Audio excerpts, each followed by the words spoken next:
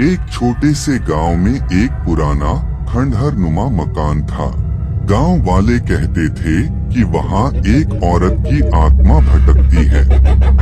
रात के अंधेरे में लोग उस रास्ते से गुजरने से भी डरते थे। रवि, जो कि शहर से गांव आया था, इन बातों पर विश्वास नहीं करता था। उसने ठान लिया कि वह उस मकान में एक रात बिताकर गांव वालों की इस डरावनी कहानी का अंत करेगा। एक रात रवि उस मकान में पहुंच गया। अंदर घुप अंधेरा था और मकान में एक अजीब सी ठंडक थी।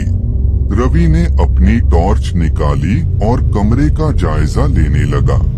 दीवारों पर पुराने धब्बे और जाले लगे हुए थे। अचानक उसे एक हल्की सी आवाज सुनाई दी। उसने आवाज की दिशा में टॉर्च की रोशनी डाली, लेकिन वहां कुछ नहीं था। उसने इसे अपना वहम समझकर नजरअंदाज कर दिया। रात के करीब 12 बजे रवि ने सुना कि कोई उसके पीछे चल रहा है। जब उसने मुड़कर देखा तो वहां कोई नहीं था।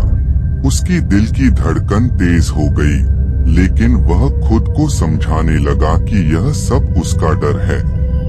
लेकिन तभी दरवाजा अपने आप जोर से बंद हो गया। रवि चौंक कर पीछे हट गया। उसकी टॉर्च की रोशनी झपकने लगी और तभी उसके सामने एक सफेद साया उभर आया। वो साया धीरे धीरे उसकी तरफ बढ़ने लगा। उसकी आंखों में गहरी नफरत और दर्द था। रवि के पसीने छूट गए और वह जोर से चिल्लाया, लेकिन उसकी आवाज गले में ही घुटकर रह गई।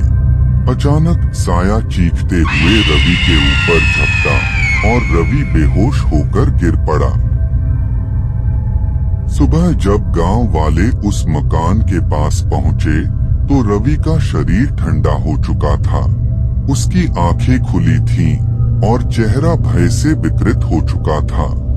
गांव वालों ने उस मकान को हमेशा के लिए बंद कर दिया।